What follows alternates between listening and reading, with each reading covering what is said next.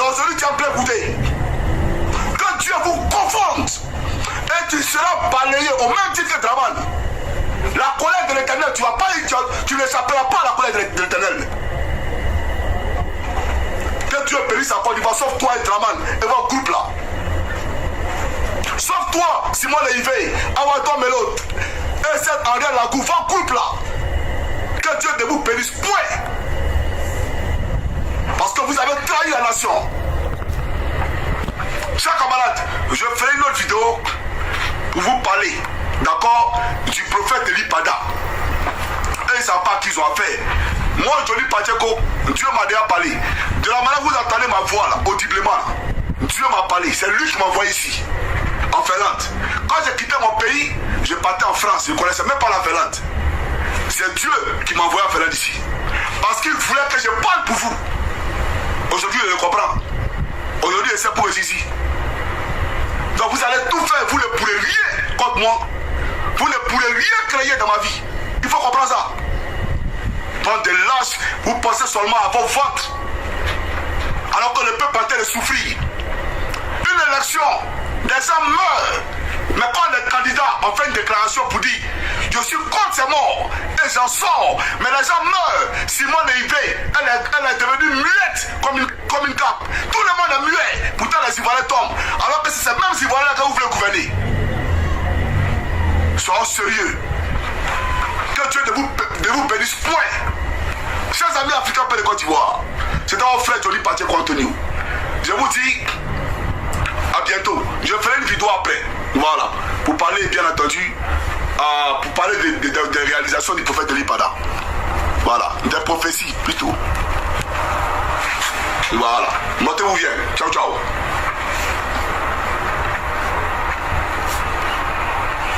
Voilà, public TikTok, que Dieu vous bénisse. C'est mon frère Johnny Pacheco Antonio. Je vous dis à tout à l'heure. Voilà pour la suite. Ça va, M. le colonel. Message de Mme Simone Yvick Babou par rapport à l'histoire de Naïo. Non, viens, mais ils t'ont mis dans la bouteille, ouais. Tiens, faut faire un peu semblant. Faut compatir un peu. Ouais. Ou bien c'est le gourmet des babos qui t'animent comme ça. Tiens. Non, là, viens, mais franchement, là, même là, tiens. C'est pas possible. On peut pas continuer comme ça. Aïe. Viens, mais ils t'ont rincé à combien? Ouais, non, franchement, c'est politique de Côte d'Ivoire, ça t'a expliqué. Si tu as compris, c'est Simone qui parle comme ça aujourd'hui. Adamant. Ah, mais c'est pas ce qu'on est en train de dire avec les politiciens là. Faut pas suivre quelqu'un. Parce que chacun pense à son ventre. Moi, je pense qu'au moins, il faut essayer de parler un peu de ce qui s'est passé là-bas. Même si moi, je ne suis pas d'accord. J'ai dit mes raisons. Que moi, pour moi, la version qui ne concorde pas, c'est qu'on a l'habitude de voir. Mais toi, tu déposes comme ça, tu as vendu tout le monde. On va dire quoi après? Bonjour, Marie, c'est vrai, notre le gendarme des battus. Gbagbo a raison de dire ça là, c'est un braquage électoral. Parce qu'il faut être un mouton pour considérer ça comme une élection. Il faut être un mouton pour acclamer Draman après sa proclamation des résultats là. Vous avez entendu? Parce qu'il n'arrive pas à comprendre que même en Espagne, il y a eu 273 inscrits. 13 bulletins nuls, donc 260 votants. Mais Draman a eu 263 voix. C'est-à-dire même les clandestins qui sont morts dans la Méditerranée sont ressuscités pour partir voter pour lui. C'est pas Génie qui est là. Voilà pourquoi nous les Ivoiriens, on dit il n'y a pas eu d'élection en Côte d'Ivoire. Nous les Ivoiriens que vous avez traités de chiens là, tellement conscients que nous sommes, on dit il n'y a pas eu d'élection. Même à Konaïri, il y a eu 14 000 votants. Mais lui, il a eu 16 000 voix. C'est-à-dire un gouvernement qui a problème de chiffres. Économie même qui dit, quand on dit qu'il a fait la même, je me demande. Je comprends pourquoi il a pris beaucoup de crédit. Parce que ces chiffres tombaient jamais, donc il était obligé de prendre crédit. Champion, nous on dit, tes crédits là, c'est bon. Libère notre pays. Libère notre pays. Nous-mêmes, 1 plus 1 qu'on a fait là, on est fort en bas que toi. Parce que ton gouvernement là, je ne sais pas, vous êtes pressé pourquoi? C'est vous qui avez organisé. Personne ne vous suit. Nous, on dit, on ne reconnaît pas. Donc vous pouvez prendre votre temps. Vous avez tout mélangé. C'est dit, oh, revoyez-vous. Revoyez-vous, partez dans un autre pays où on ne vous connaît pas encore. Vous allez faire ça. Mais nous, on vous connaît déjà. On dit, il n'y a pas eu d'élection. Un point, un trait. Donc, les Ivoiriens, mettez un peu d'eau dans votre vin.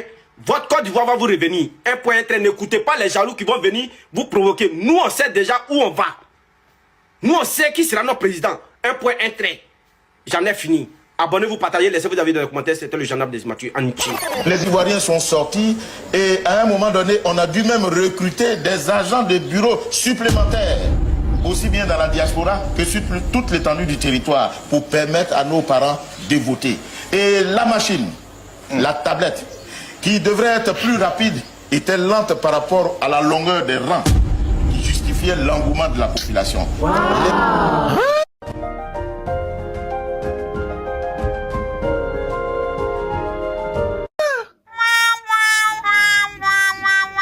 Chier. Vous mentez, Brégoudé, il faut nous dire la vérité. Si tu veux devenir petit pompier de Madame Simone Gbagbo, il faut nous dire maintenant. Parce que là, nous, on comprend plus rien. Voilà, on comprend plus rien. Voilà. Donc, si tu veux prendre la place de le père au pas de la nation, il faut nous dire. Parce que là, la démarche que nous voyons là, vraiment, ça c'est une démarche inquiétante. C'est très inquiétant. Parce que là, tu es trop collé à la dame là. Donc si tu veux un petit pompier pour éteindre le feu que le père a laissé pour aller rester là-bas. Parce que Mme Simone Gbagbo, elle n'est pas là pour élection. Elle a reçu sa part. Raison pour laquelle elle a pas s'habiller en musulmane. Vous-même, vous voyez, elle a mis voix sur sa tête pour dire que Ado a donné mon gay. Et toi, Brégoudé aussi, tu as eu ta part du gâteau. Maintenant, si tu veux éteindre le feu de la vieille mère, il faut nous dire en même temps, il faut dire que tu veux prendre la place. Parce que, comme Ado est parti dans, comment on appelle, chez la maman, l'anti-bamba, que toi, on dit derrière un grand homme, il y a un petit pompier. Donc, je pense que M. Brégoudé va éteindre le feu de Mme Simone Gbagbo. Parce que là, ça sent pas bon. Ça ne sent pas bon.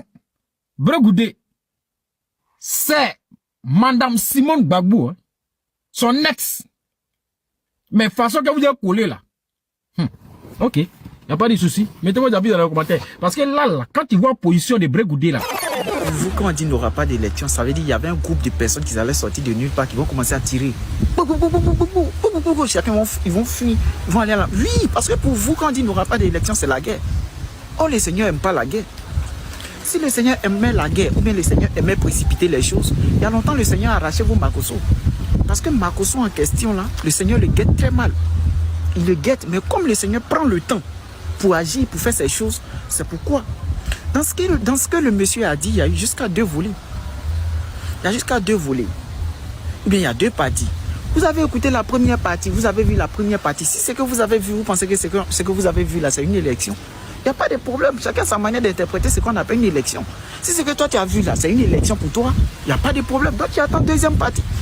Et vous vous précipitez, vous prenez vos caméras, vous allumez le monsieur. Le monsieur là va mettre la honte sur vous. Il va mettre la honte sur vous. Là, il y a eu la première partie, ça a passé. Normalement, quand la deuxième partie vient et que ça passe, c'est là maintenant tu dois dire, tu dois prendre ta caméra pour dire au vieux, ah, tonton Eli Pada, tu as lancé un doyer au propriétaire du doyer. Ça, au moins, on peut comprendre. Mais vous vous levez aussitôt, vous êtes pressé, vous lancez les tuyaux, vous commencez à l'insulter, vous commencez... Le monsieur là va mettre la honte sur vous. Il va mettre la honte sur vous. Communiqué du Front commun. Le Front commun a sorti un communiqué pour faire le point de la situation. Donc on va lire le communiqué du Front commun parce qu'ils aiment bien écrire. Le Front commun tient, franchement, on n'en a rien à foutre. Vous écrivez trop. Les Ivoiriens ne savent pas lire. Voilà. Les Ivoiriens là, on ne sait pas lire. Vous écrivez trop. Voilà, moi ça là, il met ça en plus belle. Alassane Ouattara vous défie. Alassane Ouattara, il vous insulte. Il terrorise le peuple. Il gale les gens.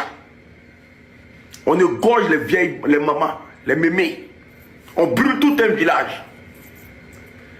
Ils arrêtent vos amis. Ils arrêtent vos frères.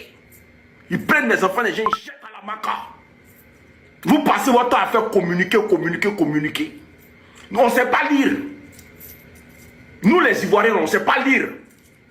Si vous ne voulez pas prendre vos responsabilités en tant qu'homme politique, si vous ne voulez pas prendre vos responsabilités en tant qu'opposant, Arrêtez d'écrire à longueur de journée. Parce que lui, là, il ne sait pas écrire. Il ne sait qu'utiliser la voie des armes, la voie de la barbarie. Ils sont en train de calciner tout un village. Vous êtes silencieux. Pour faire sa rébellion, là, vous pensez qu'il a passé son temps à écrire tout ce que vous voyez là? À un moment donné, là, il faut montrer aux Ivoiriens que vous êtes prêts pour eux. Parce que votre silence, là, ça fait trop mal. Vous êtes opposant ou bien vous êtes quoi? Vous ne pouvez pas monter au créneau. Toujours en train de faire communiquer. Toujours en train de faire communiquer. Quelqu'un vous défie. Il vous montre que le pays là, vous n'êtes rien dans le pays. Ils prennent les enfants des gens, ils les enferment arbitrairement. Ça tient les enfants des gens partout, et toujours vous sortez des rapports. Il faut arrêter d'emmerder les gens à un moment donné. Il faut arrêter d'emmerder les gens à un moment donné. Parce que pour faire sa rébellion là, il n'a pas écrit. Il est sorti un bon matin, il a